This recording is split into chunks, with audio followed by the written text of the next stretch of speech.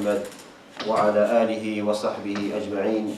اللهم صل على محمد وعلى آل محمد كما صليت على إبراهيم وعلى آل إبراهيم في العالمين إنك حميد مجيد. وبعد، أعوذ بالله من الشيطان الرجيم. بسم الله الرحمن الرحيم. يا أيها الذين آمنوا كتب عليكم الصيام كما كتب على الذين من قبلكم لعلكم تتقون أياما معدودات. فمن كان منكم مريضا أو على سفر فعدة من أيام أخر يريد الله بكم اليسر ولا يريد بكم العسر ولتكملوا العدة ولتكبروا الله على ما هداكم ولعلكم تشكرون. صدق الله العظيم وصدق رسوله الكريم ونحن على ذلك من الشاهدين والشاكرين. أما بعد، فيا أيها الناس أوصيكم ونفسي بتقوى الله عز وجل. اللهم لا سهل إلا ما جعلته سهل وأنت تجعل الحزن إذا شئت سهل. لا حول ولا قوة إلا بالله العلي العظيم. صدق الله العظيم. Alhamdulillah, this is the fourth week of our reminders regarding the blessed month of Ramadan. And last week we started the fiqh of Ramadan and we covered up to the breakers of the fast. So those things which break the fast in the day of Ramadan, in the fast of Ramadan, we came up to those mufsidat al-sawm, and those things which break your fast along with a kafara. So a kafara is something which you must pay on atonement. And I briefly explained last week that there are three types of kafara, and each one must be placed in its capacity. So the first one is to free a slave, tahrir raqaba. The second one is to fast for 2 months. So each one must be done if it's possible. So if the first one cannot be done, then we go to the second one, which is the fasting for 2 months. If this is not possible, then the feeding of 60 poor people comes in place. So this is the kafara for those who intentionally break the fast, i.e. through eating, through drinking, or having sexual relations with your wives or husbands. So if any of these occur, then you must redo your fast, and also you must pay a kafara. So this is how far we got. But also I forgot to mention that if the woman is not complacent in the sexual activities, i.e. if she is forced to have sexual intercourse with her husband, then she doesn't have to pay the kafara. It's only the husband that has to pay. So this is a very important point in the Hanafi maslak. So having done the breakers of fast with kafara, we move on to the breakers of fast without kafara, without the atonement.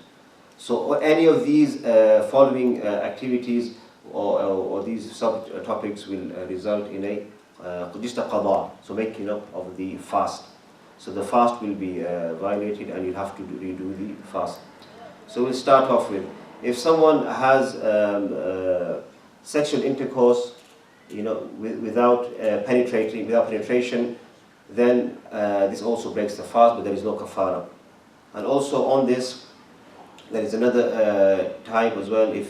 If you kiss your wife or husband and semen is discharged, then also there is a qada, but there is no kafara. If you, again, there's no kafara on these items, or if there's also the opinion that if anything is entered into the body through the ears, the nose, or even through any other point, and if it reaches the button, the stomach, then it breaks your fast, and you have to redo the fast without the kafara. Again, it comes under the subtitle of any medication which doesn't reach the button, the stomach, does not break the fast. Also, if something is swallowed, which is not eatable, then it also breaks the fast. Even though you might not get any nourishment from it, but if you swallow it and it reaches the stomach without receiving any nourishment or any energy, it's still you have to redo that fast. You have to be very, very careful when it comes to doing any gargling with the water or anything normal, anything which is not eatable. Like he gives an example here of pebbles or pearls. If you actually swallow them, by mistake, then your fasting is broken. If you do suhoor, if you get up for suhoor and you think it's still night time, it's not morning yet, you start eating, and then you realize that the time has actually started for Fajr, it's late, the Imsak time is finished, then also your fasting is invalid and you must redo that fast without any kafara. Yeah, if you're thinking that it's still morning, it's still not morning yet, you still think you've got time, but actually the sun has started to rise, then you have to redo this fast again. Also, if you swallow something during your fasting, something which is stuck between your teeth, which is quite a considerable amount of leftover food. And the example they give, if it's more than a chickpeas, size of chickpeas, then if it's more than chickpeas, then you must redo your fast. If it's less than a chickpeas, then there is no harm in that. Sometimes you have food left in your teeth, then that's okay, as long as it's not too much. The size of it is not too much. So those are briefly the things which break the fast without any kafara, but you have to redo the fasting. Things which do not break the fast, which you don't need to redo the qada, and you don't have to do the kafara either. If you eat or drink, or even if you have sexual intercourse with your wife or husband, nasiyan, forgetfulness, forgetting without realizing that you're in Ramadan, then this doesn't break your fast.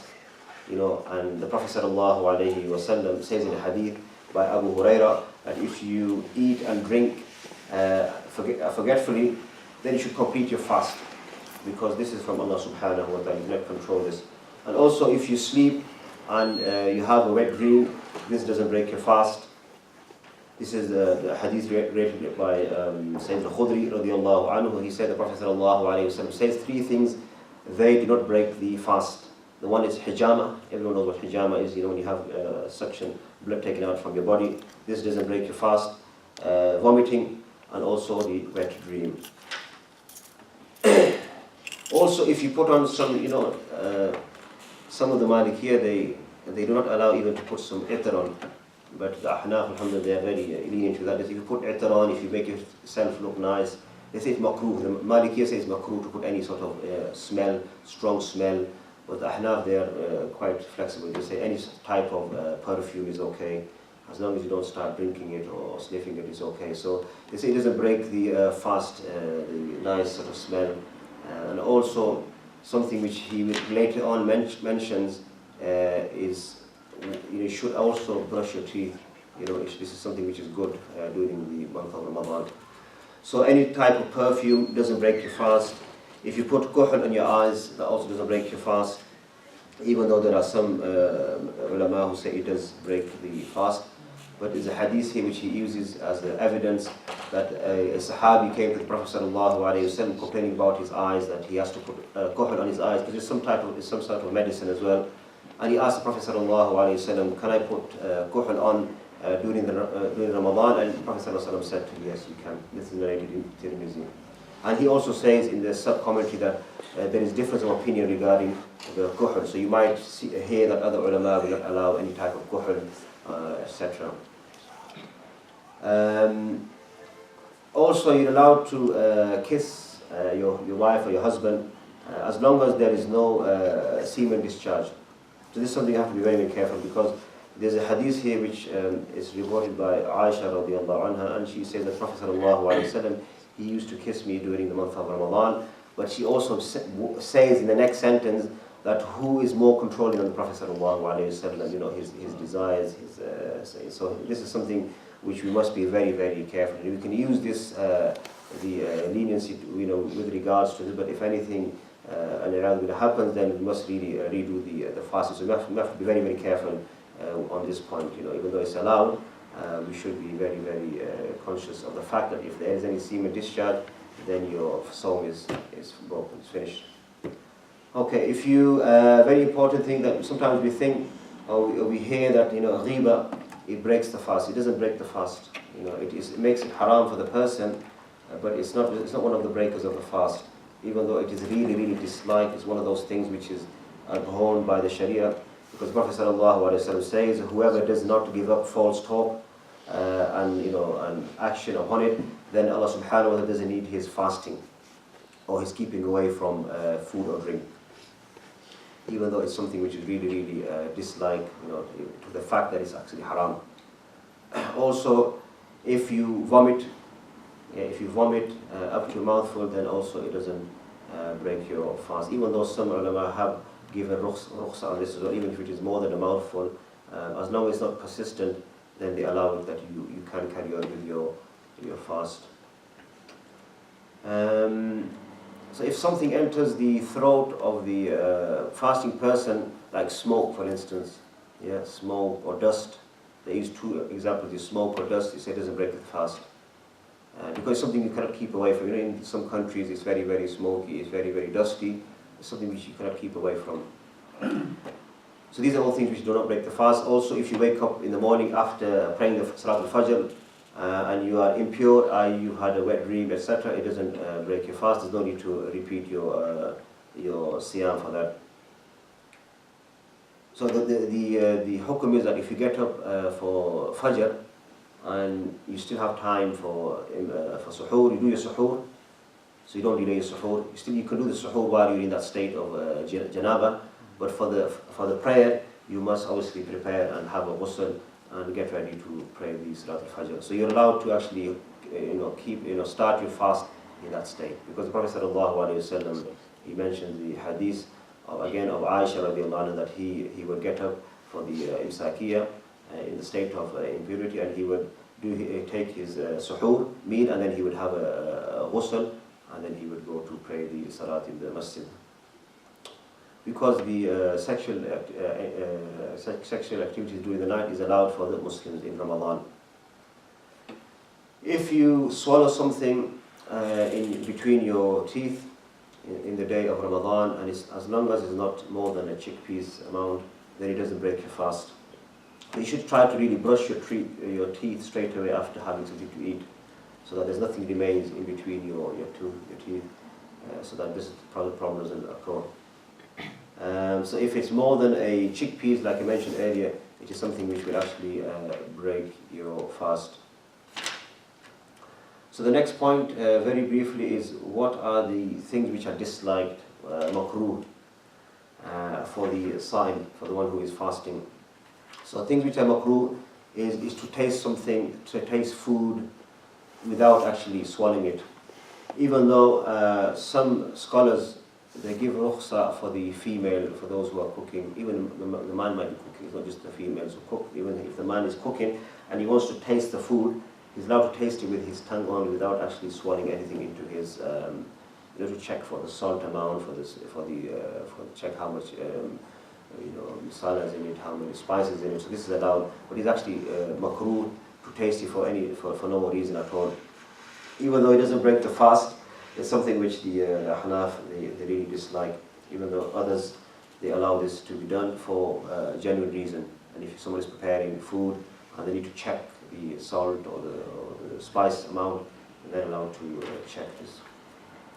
Again, like I mentioned earlier, doing siwak, brushing your teeth with your tooth, because even the normal toothpaste, you have to be very careful, because there is a hukum here that anything that has taste to it is disliked to use. So what I usually say in Ramadan is have some toothpaste which doesn't have any taste to it. Like, do you have like some sort of tasteless toothpaste? Is it available in the store? No, okay. So it's something you have to be very careful with. They say that no, it's fine. You can brush your teeth with it as long as it doesn't you don't swallow it. Once you swallow it, then there's a problem. It becomes actually makruh. So I mean, because some people keep away from brushing their teeth, which is not really hygienic. You should brush your teeth in Ramadan. But the best way, which I found, is to brush your teeth with siwak, with miswak, because there's no danger there. I mean, there's two things you can brush your teeth before the time starts in the morning at imsakiyah, and then obviously you can do it at night, after the maghrib time. So in between, you can use your miswak. Two benefits. One benefit is the cleansing, and also the benefit from using the sunnah of the Prophet ﷺ, because this is something the Prophet ﷺ always had in his pocket. The miswak he always had in his pocket, breast pocket, and he said that I wish I could really advise my ummah to use it more and more. So it's something which we should really take in the month of Ramadan, is to buy or to get hold of a miswak, and to use it as much. This will become a habit, after before each salat, we can just have a good brush with the siwak. And again, the saliva which you actually swallow doesn't break your fast, even if it's through brushing. And obviously people ask about the blood which you swallow. That's also something which doesn't break the fast. But you know, you have to be very, very careful not to swallow it on purpose. Make sure you spit it out. Even the saliva, some ulama, some scholars actually say that the saliva, it is makruh even to swallow that, but the Hanaf, they say no, there's nothing wrong with swallowing the saliva. It's something natural. It's not something which is external. Okay, finishing up quickly. We have the last bit to cover. I'm going to cover Taraweeh very, very briefly, because today really the plan was to cover the breakers of the fast and to touch upon Taraweeh and leaving i'tikaf and Laylatul Qadr for during Ramadan, as well as the Eid and Zakat al-Fitr. So we'll try to cover Salat Taraweeh as well in the next 10-15 minutes. So obviously, as I mentioned in the beginning, we've done all the breakers of the fast now. That's all of them. If there's anything in the end, we'll try to make clear, inshallah, for the brothers and sisters. But the udhr which you have in Ramadan not to fast, very, very important, because it's very easy to take the udhr, to take the concession in the Ramadan that we won't fast. But like I reminded myself last week and all of you, that the Prophet ﷺ says, whosoever misses one fast of Ramadan without any valid excuse, he will not be able to make it up even if he fasted his whole lifetime. So keeping that in mind, the author, he comes up in the end of the chapter, he reminds us that even though the udhr is there for the marid, for the one who is sick, and who is scared that through him fasting his illness is going to increase and is going to lead to his death, then he's allowed to obviously not fast and make up for the lost days in other times. Also for the musafir, I mean, it's something which we get asked very, very, very frequent, and because this is quite latest Hanafi fiqh, it's not the old fiqh books such as Hidayah, Mukhtar. He mentions something very, very interesting, and he says for the musafir, for the one who is traveling, if he thinks that from traveling he's going to obviously become tired, he's going to become into difficulty, i.e. then he should take the udhr. But if he knows that in his traveling there's no hardship, i.e. traveling from here to say 40 kilometers is how many, from here to just past Leeds maybe on a daily basis, even though when you class the musafir, once you pass that 40 miles or 70, 80 kilometers, if you think that from traveling there is no hardship, then he says it is afdal, it is better to keep the fast. The author says it's better to keep the fast because of the hadith. The Prophet ﷺ says that you will not be able to make that day up even if you're fasting the whole of your lifetime. So if you're traveling on a daily basis, if something is part of your job, then I think this is really the best opinion. Even though he does say in the end, if the musafir for whatever reason, even though he's not in hardship, he still breaks his fast, he's allowed. But he says we recommend that he should really keep his fast and not take the easy way out. Again, the Prophet ﷺ was asked by a companion that I travel quite frequently. This is narrated in Abu Dawood, and his name is Hamza al-Aslami. He's a companion of the Prophet ﷺ. He asked the Prophet ﷺ that I travel on a daily basis. This is part of my work, and and a month of Ramadan is approaching, and I'm able to fast. I have the strength to fast, and I am still a young. He was a young person. He was a shab. He says to the Prophet ﷺ, I would like to fast. Shall I fast or shall I not fast? The Prophet ﷺ, he says to him, whichever you prefer. So basically, he's leaving it to the person to decide that if he's able to fast, then he can fast from the quwwah and from the shab, because he was a young man.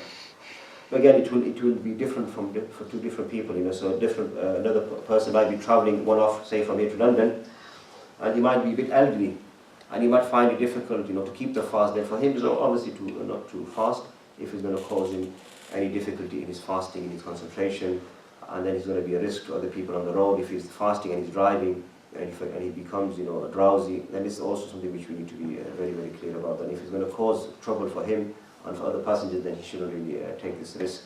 because the whole purpose of the month of Ramadan is to worship Allah subhanahu wa ta'ala, and if you are not achieving that, then it's not really, it's not any point in keeping the fast.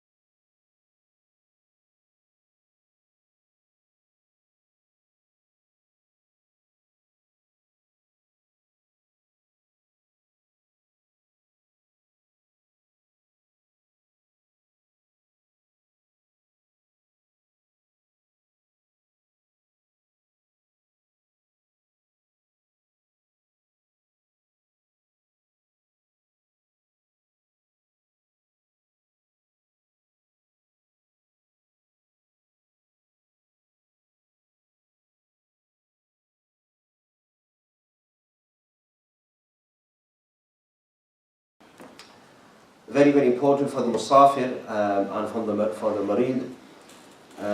If you are to take the rukhsa not to fast, and if you are still muqim, say if you're going to leave after say 10 o'clock, while you are still muqim, you should keep your fast. You shouldn't. You mustn't. Say I'm going to travel today, so I'm going to not fast. No, while you are muqim, you keep your fast. And once you've left the hudud, once you've crossed the limit, then you are able to break your fast. But he says it's best to continue that fast, not to break it. Same thing goes to the marid. If he becomes marid during the day, then obviously he breaks his fast rather than preempting it from beforehand. And then again he gives the explanation of how much you must give if you miss a fast. I explained this last week, but very, very briefly, is to feed either to free a slave, or to fast for 2 months, or to feed 60 poor people. That's if you have no udhr. If you have udhr, then it's different. You don't have to go through the same process again. For the udhr, if you have udhr and you don't fast, if you have a reason not to fast, then you just feed one person for each day you miss. And he actually gives a rough calculation of how much you should be feeding the person. So I think majority of scholars agree that you should give him 2 meals per day, 2 meals per day, not just 1 but 2, because the amount is quite a bit. It's actually 3.5 kilos of wheat and barley, and also some wheat, some dates. So it's really, you have to give them a full 5-course meal. It's not just one, you give them a sandwich and that's it. It's actually a full description of how much you must give. So most ulama, they agree that you have to give them 2 meals per day. Also the issue about those who are pregnant, the women who are pregnant, and those who are breastfeeding, if they fear for their child or for themselves, then they must not fast. They must break the fast, and they must do it up later on. So this is qiyas. Again, this is not in the nas, this is not in the Quran, but the ulama took this as qiyas, as a logical thing, because they are in the same thing of hardship, and they must break the fast because they have a genuine reason. That if they carry on fasting, it will actually harm their child which is in their womb, or the one which they are breastfeeding. So that's the pregnant and the breastfeeding women folk. Okay, some issues regarding, I just made some notes here regarding those who are who lose their mind or who become unconscious during the month of Ramadan, the majnoon and the mughni alay. So if someone has become insane throughout the whole month of Ramadan, then there is no qada on them. Yeah, there's no qada on the person who loses his mind and he doesn't fast any month of Ramadan. Same thing, because the Prophet ﷺ says in the hadith, the pens have been lifted from 3 people, i.e. there is no hisab kitab of 3 people, which is the young person who hasn't reached the age of puberty, male and female, also the one who is sleeping until he gets up, and on the insane person until he regains his sanity. So the insane person doesn't have to redo his Ramadan. The same thing goes regarding the one who loses his consciousness. If he loses his consciousness throughout the whole month of Ramadan, then again there is no qada on him. But if he regains his consciousness, in the midst of Ramadan, then for the days which he's lost, he's able to redo those days. Regarding the qada of Ramadan, how to make up the months, the missed days of Ramadan, they do not. Obviously, it's preferred that you make them up before the next Ramadan starts. You shouldn't leave them too late, even though it's allowed. There's nothing wrong with it. But the ulama, they say you must do up the lost fast before starting a new Ramadan, if you can.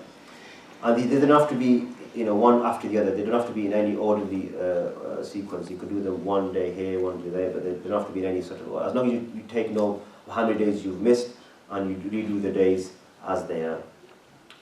And again, it is recommended to do them up before the next Ramadan comes up.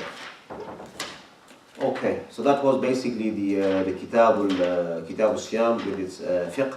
I just want to touch upon very, very briefly before we finish off with regards to the Taraweeh, because it's on my schedule, and I really had quite a bit more to add with regards to the breakers of the fast and the etc., the time of the fast. But inshallah, I will leave that for the month of Ramadan.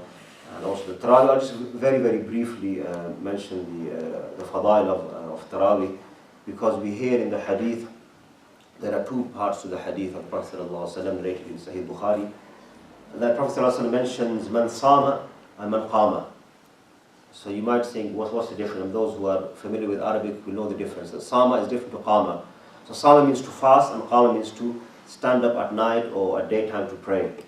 So the muhaddithin take from this, they take the meaning of qama to be, sama to be obviously fasting during the day, but the qama to be either Taraweeh prayer or the Qiyam al-Layl, either both. So one of the two. So either you can call it the Taraweeh or the Qiyam al-Layl, or even both. So, some ulama, they say it's actually both. So from this, we really appreciate the importance of Sama and Qama, both. You know, Sama on its own, it will do. I mean, Allah subhanahu wa ta'ala may accept it, may not. But if you want to get the full reward, then we must really try our best to do Qiyam as well.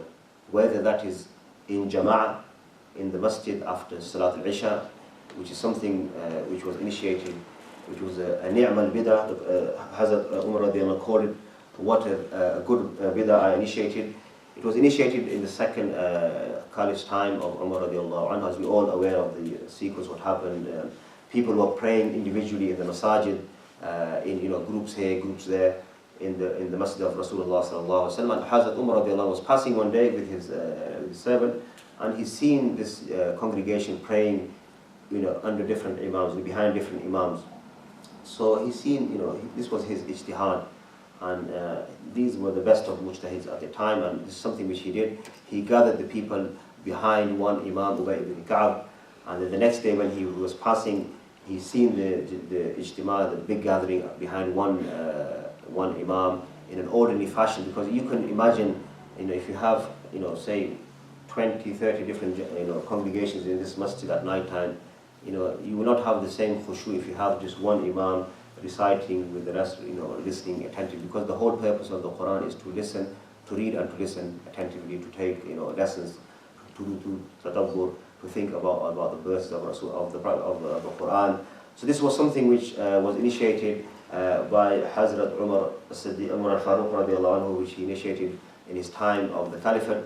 And then further on, the others, Khulafa, carried it on. And up till our time, alhamdulillah, something which is carried on with frequency in the masajid, in most masajid, and again, you shouldn't really, there needs to be a middle ground for everything. I mean, we need to really, look at it in its right. I mean, it is a nafal, and it's something which is highly recommended, because we see the hadith which says, man qama ramadana.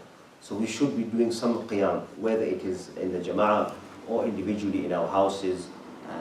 Because in the same hadith, or in the same narration, Hazrat Umar radiallahu anhu, he was asked, and he said that, yes, those who are doing the congregation now, is good, alhamdulillah, it's something which is very, very praiseworthy.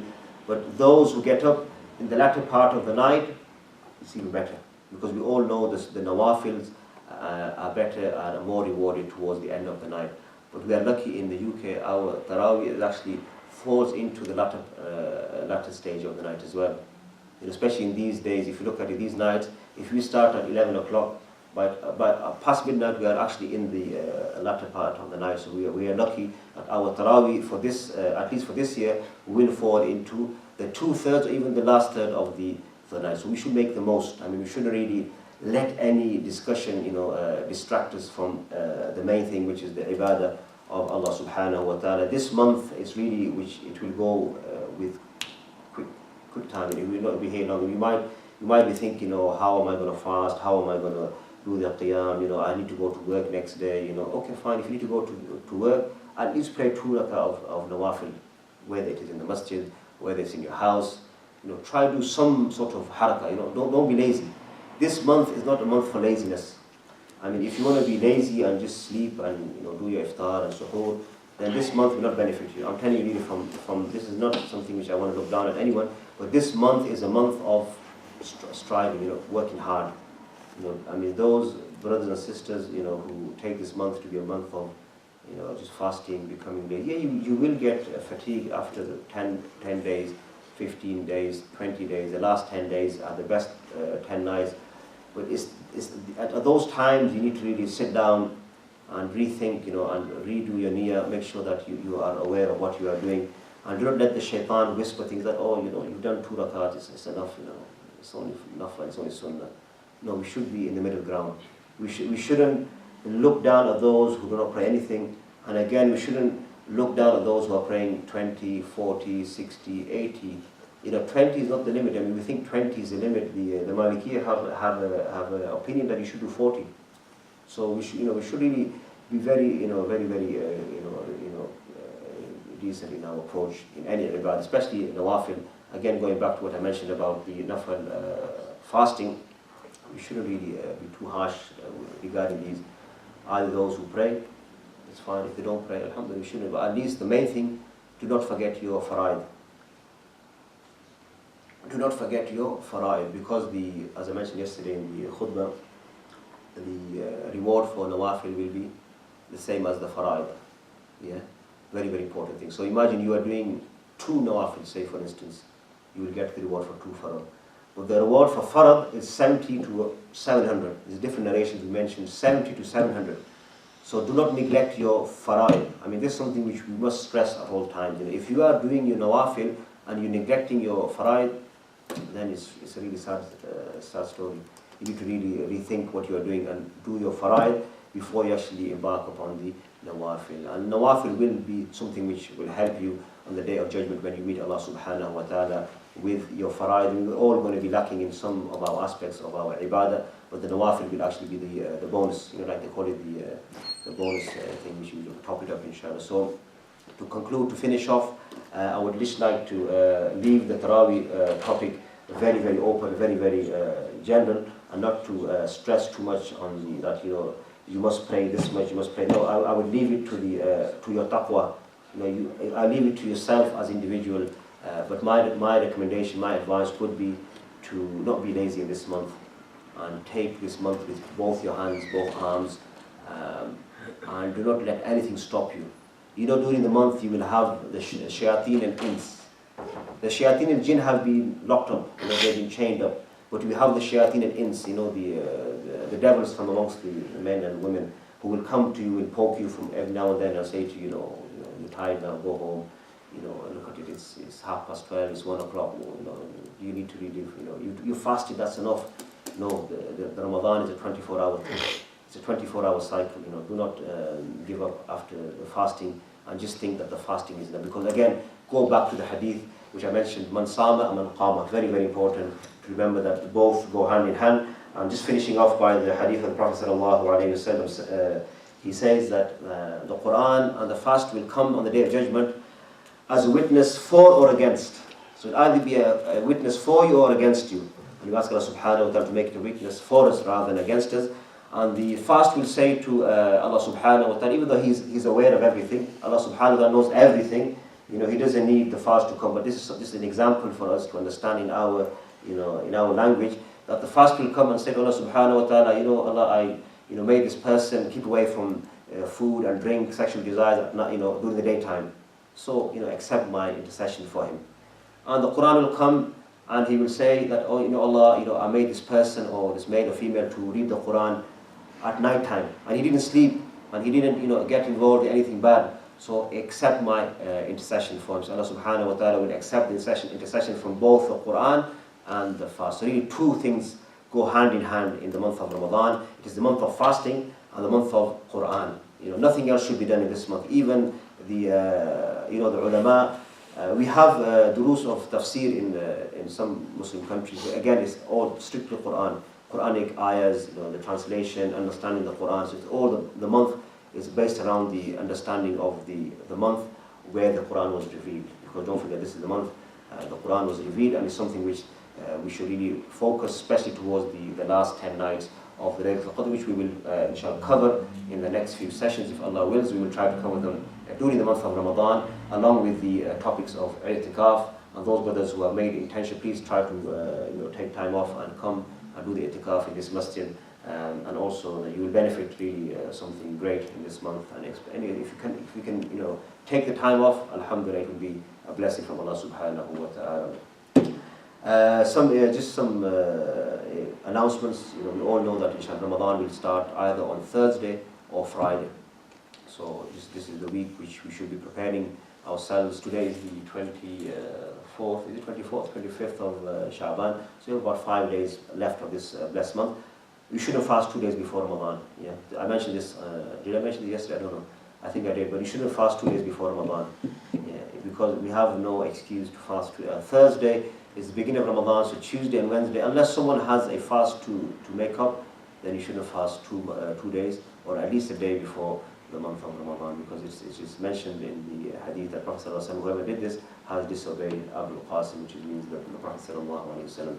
So let us make dua that may Allah subhanahu wa ta'ala grant us the ability to finish this month off in peace and security, and may Allah subhanahu wa ta'ala enable us to witness this blessed month of Ramadan al-Mubarak, where we'll be able to worship Him subhanahu wa ta'ala to the best of our abilities, and may He make it easy for us, because may He take this laziness away from us from now, and may we be really active, and as the Prophet ﷺ saying, mu'min al-qawi, the strong mu'min, rather than being a weak mu'min, and may He enable us to do the best of fasting, to do the best of qira'at al-Quran, the best of qiyam al-layl, the best of farad. May He enable us to do the best we can in this month, and may He accept our small amount of worshiping that we do in this month, and may He grant us the hasanat, the rewards for it on the day of judgment. And again, we should try to make our sincere repentance from now before we enter this blessed month, and we should really ask forgiveness from one another.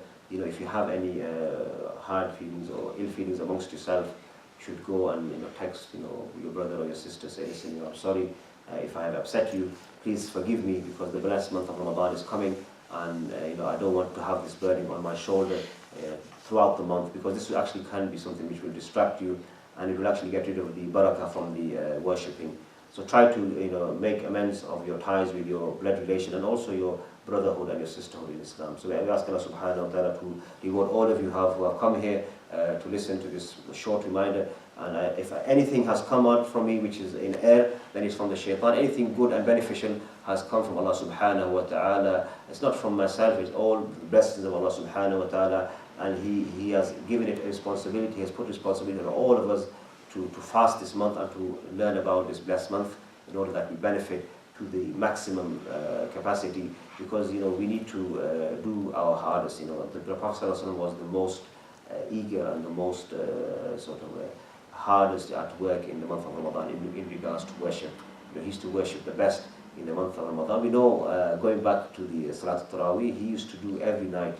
He used to pray every night. Jibreel used to come to him, he used to read the Quran to Jibreel salam. But on the last year before he passed away, he recited it twice. So this is not something which is new. The Prophet ﷺ used to recite the Quran regular, but in Ramadan it used to be more frequent, and it's something which we must remember, and we shouldn't really let it escape our mind. So we ask Allah subhanahu wa ta'ala to bless us, and may He guide us all to the straight path, and may He bless us in this month of Sha'ban, and may He allow us to reach this blessed month of Ramadan al-Mubarak. أقول قولي هذا أستغفر الله لي ولكم ولسائر المسلمين فاستغفروه إنه هو الغفور الرحيم. Any comments or any questions before we finish, inshallah?